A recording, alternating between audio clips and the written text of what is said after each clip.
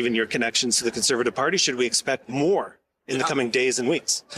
The Liberal Leadership Convention is on. Welcome back to Moose and Loose. My name's David. Today we're getting, well, craziness coming from this convention. We got Mark Miller snapping at an NDP guy, asking him questions. Got a couple other independents asking Liberals, getting awful answers. Marilyn Gladu gives a terrible response to reporters. Got a bunch of other stuff here. Let's jump into this. We've got a petition here. This one is E7025. This one's getting a lot of attention here. We've got 80,000 signatures. This is the by-election petition here saying act to require any member of parliament who crosses the floor to vacate their seat and trigger a by-election. So if you want to sign this, I'll leave this in the description down below. We've got this one from Richard Diaz saying Ontario manufacturing is collapsing. The rest of Canada, not so much. Unfortunately, Ontario manufacturing sales are more than Alberta and Quebec combined. Ouch. Yeah, this blue line right here just dropping off a cliff. So getting into the Liberal Convention and Marilyn Gladu stuff, we've got this official statement coming from her office here, and they basically said our Conservative Party Riding Association Board of Directors was not advised in advance of her decision. She didn't tell anyone, she just did it. This is very selfish. Once again, these floor crossers deserve to be fired. At the very least, this needs to go to a by-election, and then she would lose her riding. She would not win it because this is a Conservative stronghold. There's people are absolutely furious with this. Here she is giving a speech saying that her constituents elected her to be a Liberal. I know how to look past the usual politics, to step up for the constituents who elected me as part of this strong new team in government. We have a Prime Minister who has demonstrated his global experience and his proven ability to negotiate, prioritize, and mobilize. Something is very eerie about the way she looks, the way she acts, her smile, her demeanor. She is very content with this. She doesn't seem nervous about this. There's something big on the other end of this for her. As Melissa's showing here, 53%. Yeah, these Conservatives didn't vote her in to be a Liberal. Moving ahead, look who it is. It's Paul Chang. Remember Mr. Bounty Capture? I'm just wondering, in regards of the bounty comment, in regards of Joe Tay, why did you do that? I have no comments at this point. Are you guys media? Like, what are you guys from? Yeah, we're just the media. How bad is the CCP involvement with the LPC?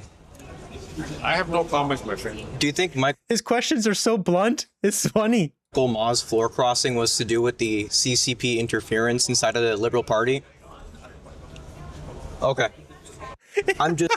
He's not going to answer that. Good try, though. No comment required. Ouch. But also right now, he is wanted by the Chinese government. And there's a $1 million reward on his head. They want, if you guys want to pick him up and take him to the Chinese consulate, maybe $1 million. Capture him, bring him over to the consulate, then he'll get executed in China. Ha ha ha, so funny. Just disgusting. Moving ahead, we've got Mark Nixon posting this. Tom Mulcair confirms on live TV that Mark Carney is bribing MPs to cross the floor. And I think that there will be other people on the Conservative backbenches who are chafing under the controls of Poilievre and the people around him who are saying, you know what? I'm not putting up with this anymore. I am going to take that offer and cross the floor. Yeah, and the question is, what is the offer? There's something being offered aside from a seat on this side of the House of Commons, which is a load of garbage. We know there's something there. I've been doing a lot of digging. We'll get to that in a second. First, we got Marilyn Gladu putting her foot in her mouth. As Embrandt says, oh God, the reporters aren't buying her BS either. Running by elections on a series of social issues that are at odds with the Liberals. Are you ready to take their lead on those now? 100% I agree with what the Prime Minister said. I will vote with the government. I will protect the rights and freedoms of women to choose, for people to be who they are and love who they love. You hear that? I will do whatever Mark Carney says. That's what she basically just said there. You said before that you would that MPs, that if MPs cross the floor, that they should run in a by-election. So when do you intend to resign your seat and run in a by-election or follow through in the commission? Well, I also said that in order for that to happen, the Elections Act has to be changed. And the Elections Act has to be changed to make sure that people will have to either sit as, independents or call a by-election. That law has not been changed. And so when it does, I would be happy to do that.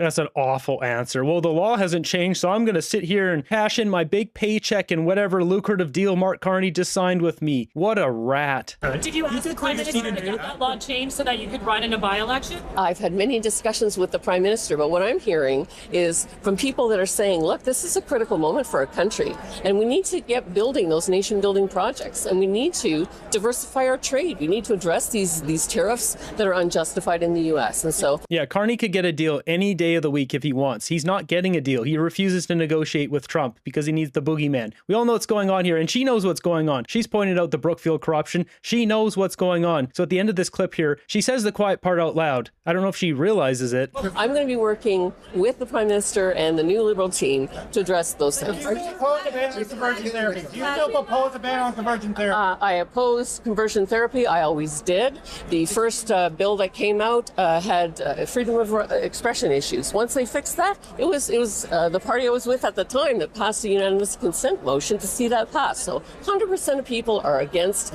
conversion therapy, myself included. I must ask, like, I heard you in your speech right now. You seem to be saying your constituents voted for this, and the Liberals. The first person we talked to yesterday in Sarnia, we couldn't believe it. They called you a turncoat. They couldn't believe what you had done. And you're telling us that they weren't this. I just don't buy it.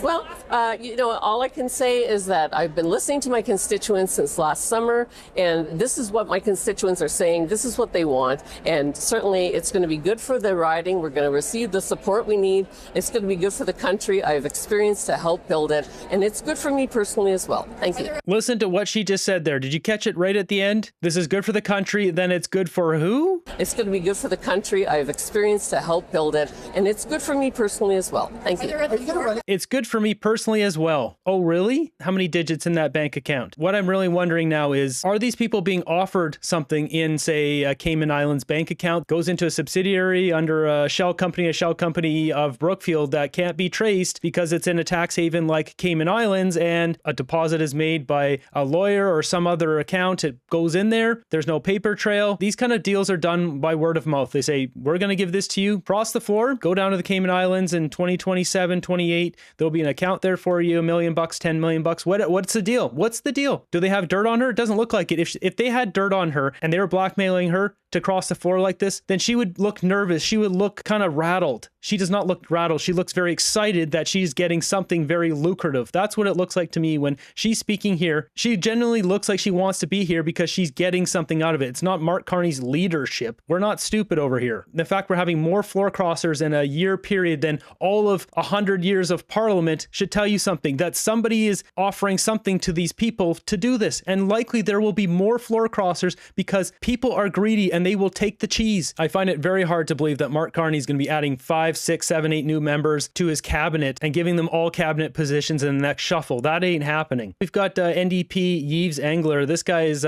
followed Mark Miller numerous times, asking him questions. Mark Miller absolutely despises this guy, and it doesn't take long for Miller to snap on him. Mr. Miller, do you have any comment on 250 people killed by Israel in Lebanon yesterday?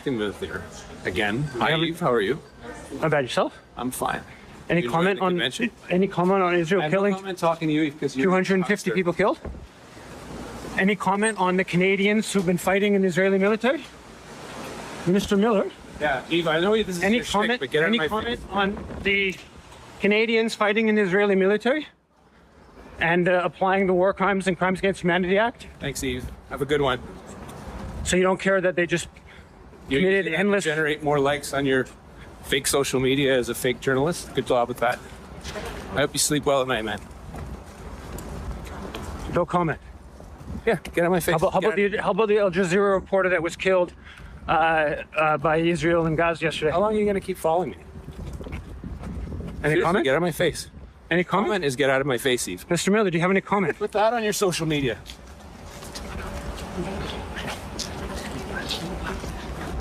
So So on one hand, I don't think people should be harassing politicians, doesn't matter which party they are. On the other hand, these guys are so corrupt. Clearly, they're ripping off taxpayers. So I think if the questions are legitimate questions that need to be answered and they refuse to answer, then I think it is legitimate. Now, in this case, he's not hounding the guy. He's asking questions. I think his questions are, well, ridiculous NDP questions, but...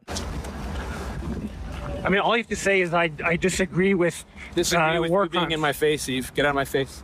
All you have to just say is I disagree with war crimes. It's not a very hard thing to say. It's not a hard thing to get out of my it's just face. You shouldn't have a problem doing it. International law is international law, no? He's got such a short temper. Any comment on Trump's threat to destroy Iranian civilization? I have a comment on Eve Engler being in my face, so I'm trying to go out and get some lunch. So you're saying that you're not a political figure, we're not at a political convention, this is some sort of like just harassment in the street? Pretty much, man. You've been charged with it, haven't you? I guess you're following the case. So seriously, no comment on Trump threatening to destroy Iranian civilization? No comment to you. No comment to me, but you're going to talk to other reporters about it. Is that correct? Or are you just running away from it because you know that you're complicit? I'm going to lunch. You can get out of my face. Yeah, Mark Miller, pretty bad temper. It's one thing if this guy's coming at him hot, but he's not. He was asking it very nicely. Now, sure, in the past they've had some brouhaha, but that's not this situation. It just makes Mark Miller look like an idiot who can't control his emotions. With that, we've got CBC reporting 9 possible MPs looking to cross the floor. All CBC News is also learning today that the Liberals are, according to 2 anonymous sources, that the Liberals are in discussion with 9 additional potential floor crossers from opposition parties about possibly doing exactly what Marilyn Gladu did yesterday, and that is crossing the floor to join the Liberals. With that, we've got this CBC segment where this lady here is saying that this is not a good thing for Carney. Bringing in Gladu, she is basically toxic to the party because her views are so opposite of everyone in there. It certainly is Mark Carney's Liberal Party. It is no longer resembles anything like Justin Trudeau's Liberal Party. And I think what these floor crossings demonstrate is that it's all about him as opposed to the party itself. We haven't really heard a lot from Liberal MPs. Certainly, you know, when the floor crossings happen, there's a lot of backslapping, a lot of cheers and support of it. But I really wonder about the grumblings in the backbench. You know, can you imagine you're a Liberal MP who's run equally as many times since 2015, and you're not getting these kinds of attentions from the Prime Minister? So he is opening himself up to some potential rifts within the party. Currently, though, people are happy with him because he's doing well in the polls. He's still sort of under a sort of a honeymoon period. People haven't really started to really push him about where are your results going to be. So he's still in the, I'm making a lot of announcements. I'm showing that I have the strong leadership, and he's able to get the floor crossers. But the question does remain, how big can that Liberal Party be? How big of a tent can it consume, given that he's got NDP floor crossers, he's got Conservative floor crossers? I mean, who knows? He might even be going after Bloc Quebec MPs as well. That's something to think about. Is you have all these Liberals who are not getting anything, and now they're wondering, what are they getting? Are they getting a offshore Cayman Islands account filled with something in China, in Africa? What are they getting? Senior economic advisor roles, cabinet position. The backbenchers probably not too happy about it. What does this mean for Pierre Poilievre and his control over his Conservative caucus? Well, it demonstrates how difficult it is to be the leader of the opposition. There is very little an opposition leader can do to entice or to keep people in the fold. He can't offer them cabinet positions. He can't offer them any kind of inducements or cushiness. And so the power really is with the Prime Minister. And so for Mr. Poilievre, he's got to sort of either hold firm and convince his remaining caucus that they do have a path to victory whenever another election happens, to tell them to stay calm. Otherwise, he does have to risk a leadership race and a challenge to his leadership. And the question then for the party is, who is better than Pierre Poilievre to fight against someone like Mark Carney, who's Let's make this clear. It doesn't matter if they put John Doe or Jane Doe as the leader of the Conservative Party. The Liberals will just use the power of the media, CBC, $1.6 billion a year to attack that new person, tarnish their image to the public, and then Carney will keep enticing people with the same way he's doing it right now. It doesn't matter. Pierre Poilievre is a great leader. He should be the leader leading this country. He's getting the short end of the stick here because clearly the corruption here is off the charts when we've never had this many floor crossers in Canadian history in such a short period of time. They say, oh, it's happened before, not this many in this short of time. Typical floor crossers is one in entire parliamentary session, if that. And here we've got 5. Looking at the timeline, this isn't a span of a year that Mark Carney's been in power. This is a span of November 4th for D'Entremont. Then we've got December, January, February, March, and April. We're talking 5 months, basically 5 months and 4 days. They've been able to pull over 5 people. That's 1 person per month. That is unheard of. This is not just a simple fact of like, oh, Mr. Banker's really good. Something is happening here. 1 NDP, but 4 Conservative MPs crossed over to join the Liberals. Is that not a damning indication of him and his leadership? Or is it more about Mark Carney, or is it both? Yeah, I'm going to say this is a Mark Carney thing, and I think it's also really just a clever PR exercise. Let's face it, there's the 3 by-elections coming up. They have their convention coming up. There's also it's also a great distraction because now there's questions about the finance minister and whether or not he has an ethics violation with his wife being the head of Alto. So it's quite. I'm impressed with this lady from University of Windsor, Lydia Miljan. She's on it here. I mean, that's what I just put on the moose chart there. These are distractions from major conflicts that they don't want people to see in the media. They have these perfectly scheduled floor crossers to come out whenever there's a scandal. And they probably know when these scandals are going to come up, and that's why they've got them timed this way. I wouldn't be surprised if there's another 1, 2, 3, 4, however many floor crossers, because they've already got them scheduled out. Quite fascinating how effective the Liberals are